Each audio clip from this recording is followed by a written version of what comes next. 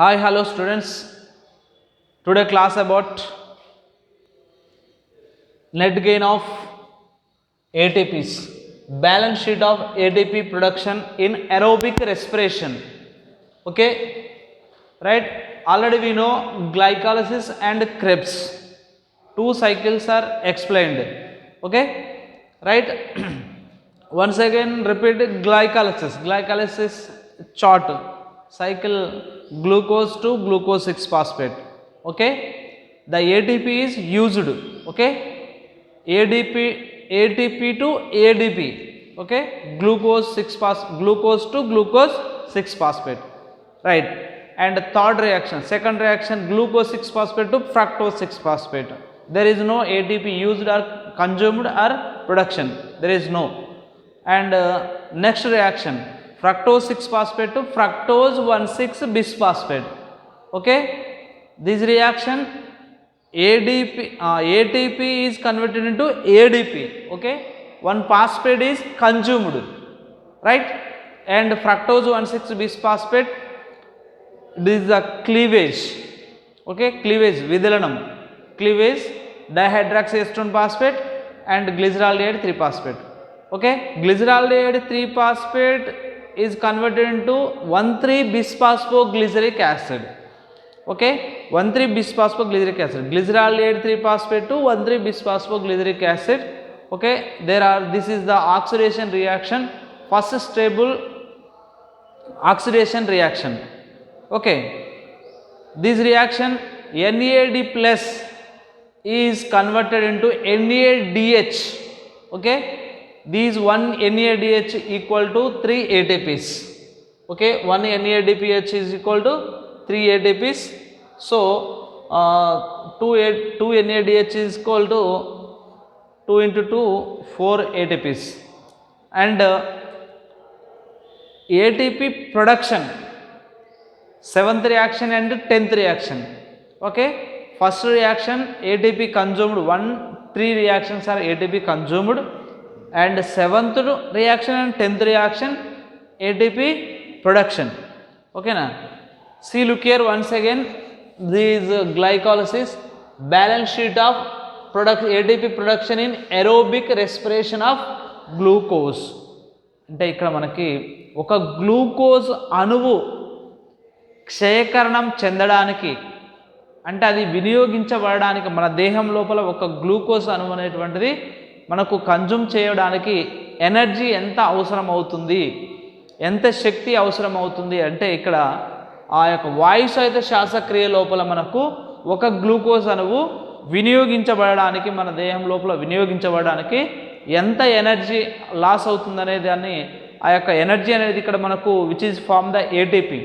Okay, energy అనేటువంటిది ATP రూపంలో నిల్వ ఉండడం జరుగుతుంది. ఆ ఏటీపీల రూపంలో ఉన్నటువంటి ఎనర్జీని యూజ్ చేసుకొని గ్లూకోజ్ అనేటువంటిది ఆక్సిడేషన్ కావడం జరుగుతుంది. ఇక్కడ గ్లైకాలసిస్ తీసుకుంటే, గ్లైకాలసిస్లో ATP produced by substrate level phosphorylation. Substrate level phosphorylation, okay, this the 7th reaction ATP produced. What is that? Bis-PGA to phosphoglyceric acid. Okay, these are 2 into 1 is equal to 2 ATPs. Okay, bis-PGA to phosphoglyceric acid. And last 7th, this is the 7th reaction. This is the 10th reaction, phosphoenol pyruvic acid to pyruvic acid. Okay, అక్కడ ఒక ATP ఏర్పడుతుంది, ADP నుంచి ATP ఏర్పడుతుంది. Okay, 2 into 1 is equal to 2 ATPs, right. నేను మళ్ళీ దీని తర్వాత మీకు ఎక్కడెక్కడ వచ్చాయనేటువంటిది నేను మళ్ళీ మీకు గ్లైకాలిసిస్లో చూపిస్తాను.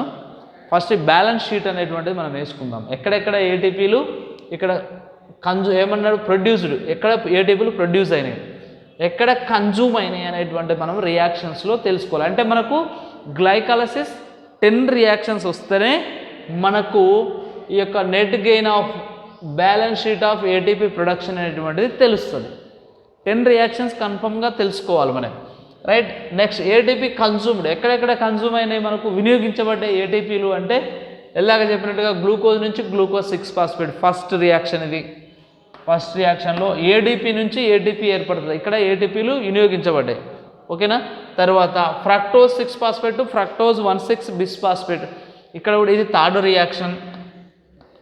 ఇప్పుడు మనం గమనించండి, 7th reaction 10th రియాక్షన్లో ATP produce అయినాయి. ఏటీపీ కన్జ్యూమ్ అయినటువంటిది ఫస్ట్ రియాక్షన్లో, థర్డ్ రియాక్షన్లో ఏటీపీలు అనేటువంటి కన్జ్యూమ్ అంటే వినియోగించబడడం జరిగింది. రైట్. నెక్స్ట్ ఏటీపీ నుంచి ATP from NADH generated in glycolysis. గ్లైకాలసిస్లో మనకు substrate level phosphorylation, first stable substrate level phosphorylation, మొదటి అధస్థ పదార్థ స్థాయి phosphorylation reaction. This the dephosphorylation reaction. This the oxidation reaction. Glyceraldehyde three phosphate to bisphosphoglyceric acid. Glyceraldehyde three phosphate నుంచి bisphosphoglyceric acid. ఇది 6th రియాక్షన్లో. 6వ రియాక్షన్లో మనకు ఈ యొక్క గ్లిజరాల్డిహైడ్ 3-ఫాస్ఫేట్ నుంచి బిస్ఫాస్ఫోగ్లిజరిక్ యాసిడ్ అనేటువంటిది ఏర్పడడం జరిగింది. దీంట్లో మనకు 2 NADHలు అనేటువంటివి ఏర్పడడం జరిగింది. 2 NADHలు అంటే ఒక NADH is equal to 2 ATPs worth. ఓకేనా. ఒక NADH ఈజ్ ఈక్వల్ టు 2 ATPలతో సమానం. అంటే ఇక్కడ 2 NADHలు ఉన్నాయి కాబట్టి 2 × 2 4 ATPs. రైట్. ఇక్కడ మనకి total ATP gain from glycolysis in present CO2. Okay. 2 ATPs. ఇక్కడ టోటల్లీ మనకు గ్లైకాలసిస్లో ఎన్ని ఏటీపీలు ఏర్పడ్డాయి టోటల్గా? Net gain of ATPs in glycolysis reaction 6 ATPs. Okay. 6 ATPs, 2 ATPs are consumed.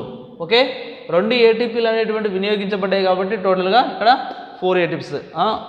చూద్దాం ఎంత లెక్కన వచ్చింది. 1 2 ATPలకు ఇక్కడ ఏంది ప్రొడక్షన్ అయినాయి. ఇక్కడ 2 ATPలు అనేటువంటివి ఇక్కడ కన్జ్యూమ్ చేయబడ్డాయి. కాబట్టి ఇక్కడ 2 ATPలు పోతే మనకి ఒక దగ్గర మనకు గ్లూకోజ్ నుంచి గ్లూకోజ్ 6-ఫాస్ఫేట్ 2 ATPs ఇది కన్జ్యూమ్ చేయబడ్డాయి. ఫ్రక్టోజ్ 6-ఫాస్ఫేట్ నుంచి ఫ్రక్టోజ్ 1,6 బిస్ఫాస్ఫేట్ అనేటువంటిది 2 ATPs ఇక్కడ కన్జ్యూమ్ చేయబడ్డాయి. ఓకేనా. 7th 10th రియాక్షన్లో ఏర్పడితే 1/3 రియాక్షన్లో ఏటీపీలు అనేటువంటి 7th 10thలో ఏటీపీస్ అనేటువంటివి ఏర్పడడం జరిగితే 1 3లో మనకు ఏటీపీస్ అనేటువంటివి కన్జ్యూమ్ చేయబడ్డాయి. ఓకే. వాటికి చెల్లింది. నెక్స్ట్ ఇక్కడ 2 ATPs ఏమున్నాయి? ఒక NADH ఈక్వల్ 2 ATPs కాబట్టి 4 ATPs అనేటువంటివి ఏర్పడడం జరిగింది. మొత్తం మనకు ఎన్ని ఏర్పడాయి? ఇక్కడ మనకు టోటల్గా 6 ATPs అనేటువంటివి. Totally 6 ATPs is ATP is glycolysis from net gain of from glycolysis. ఒక CO2లో మనకు వినియోగించుకోవడానికి ఇక్కడ మనకు 6 ATPలు అనేటువంటిది యూజ్ చేయడం జరిగింది. నెక్స్ట్ ఆక్సిడేటివ్ పాస్పరిలేషన్ అంటే గ్లైకాలసిస్ అయిపోయిన తర్వాత పైరువిక్ యాసిడ్ నుంచి మనకు ఎసిటైల్ కోఎంజైమ్ A ఏర్పడడానికి ఇక్కడ ఏం జరుగుతుందమ్మా అంటే oxidative decarboxylation of pyruvic acid. ఇక్కడ చూడండి మనకు ఏముంటుందంటే pyruvic acid oxidate decarboxylation dehydrogenation. Pyruvic acid అనేది oxidate decarboxylation dehydrogenation. Okay. Resulting in the formation of acetyl coenzyme A. These reaction which is used to NADH. Okay. ఇక్కడ మనకు డిహైడ్రోజినేషన్ చెందినప్పుడు 2 NADHలు NAD+ అనేది NADHగా మారుతుంది. ఇక్కడ 2 NADH each NADH is equal to 3 ATPs worth. So ఇక్కడ ఎన్ని ఏటీపీలు use చేయబడ్డాయి అంటే ఇక్కడ మనకు 2 × 3 ఈజ్ ఈక్వల్ టు 6 ATPs ఏర్పడ్డాయి. తర్వాత క్రెబ్స్ సైకిల్ మనకు ఇప్పుడు గ్లైకాలసిస్ తర్వాత మధ్యలో మనకు ఆక్సిడేటివ్ డీకార్బాక్సిలేషన్ అనేటువంటిది ఉంటుంది. ఆ తర్వాత మనకు క్రెబ్స్ సైకిల్ ఎంటర్ అవుతాయి. ఇది ఎసిటైల్ కోఎంజైమ్ A నుంచి acetyl coenzyme A condensation with oxaloacetic acid in the presence of citric synthase resulting in the formation of citric acid. Okay. That is the Krebs cycle. First reaction, Krebs cycle, ATP produced. Where is the ATP produced? Succinyl coenzyme A to succinic acid. 2 ATPs are produced and isocitric acid to oxalosuccinic acid. Okay, isocitric acid to oxalosuccinic acid. 2 ATPs, 2 into 3 ATPs. Okay, 2 into 3 ATPs is equal to 6 ATPs are produced, and alpha ketoglutaric acid to succinyl coenzyme A. Okay, succinyl coenzyme ఇక్కడ మనకు ఇది fifth reaction oxalo alpha ketoglutaric acid to succinyl coenzyme A. ఇక్కడ fifth reaction ఇది. 2 into 3 is equal 6 ATPs produced, and malic acid to oxaloacetic acid 2 into 3 6 ATPs are produced, and succinic acid to fumaric acid. Last one, this is the succinic acid to fumaric acid. That is the 2 into 2. That is the fumaric acid. FAD gives rise to FADH2. Okay, these 1 ATP worth is equal to 2 ATPs. So 2 ATPs ఇక్కడ 2 FADH2 ఉంటే 2 into 2 is equal to 4 ATPs. Totally these aerobic oxidation 36 ATPs are produced. Okay, 36 ATPs, net gain of 36 ATPs in aerobic respiration. Okay, వాయు సహిత శ్వాసక్రియలో ఒక glucose అణువు మనకు oxidation క్షయకరణం చెందడానికి 36 ATPల శక్తి అనేటువంటిది అవసరం అవుతూ ఉంటుంది. 36 ATPల శక్తి యూజ్ అవుతుంది మనం ఒక గ్లూకోజ్ అణువు అనేటువంటిది. ఒకసారి ఇదంతా కూడా చార్ట్ వేసుకోండి. మనకి ఇంపార్టెంట్ ఉన్నటువంటిది ఇదంతా కూడా గ్లైకాలసిస్లో మనకు ATPs ప్రొడ్యూస్ అయినటువంటివి, ATPs వినియోగించబడ్డటువంటివి, ఆక్సిడేటివ్ ఫాస్ఫోరైలేషన్ ద్వారా మనకు ఈ యొక్క ATPs అనేటువంటి ఎక్కడ ఉన్నాయి, 6th రియాక్షన్లో ఉంటాయి. ఆ తర్వాత మధ్యలో ఆక్సిడేటివ్ డికార్బాక్సిలేషన్ ఉంటుంది. తర్వాత క్రెబ్స్ సైకిల్ సంబంధించినటువంటి ఎక్కడెక్కడ ATPలు ప్రొడ్యూస్ అయినటువంటి క్రెబ్స్ సైకిల్. ఇది balance sheet of ATP production in aerobic oxidation of glucose.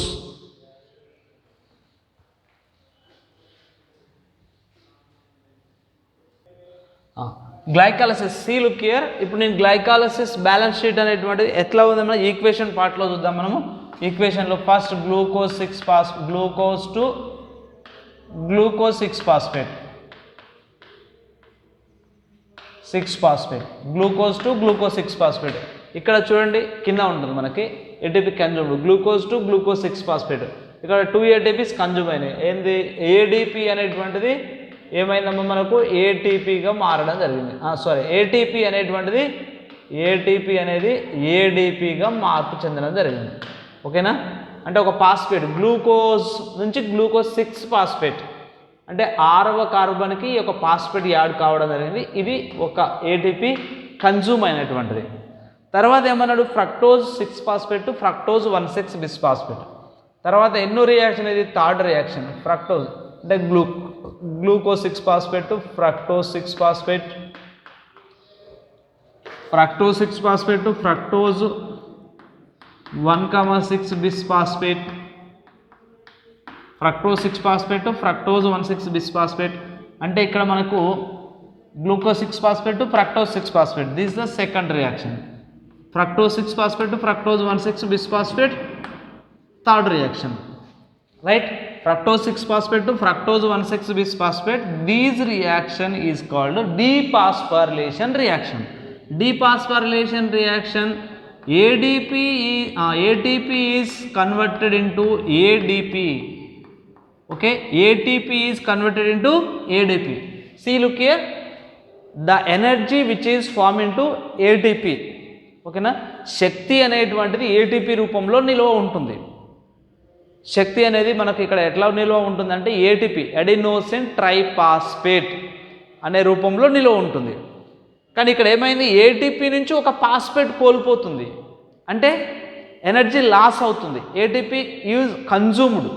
ఓకేనా, ATPలు అనేటువంటివి వినియోగించబడుతున్నాయి.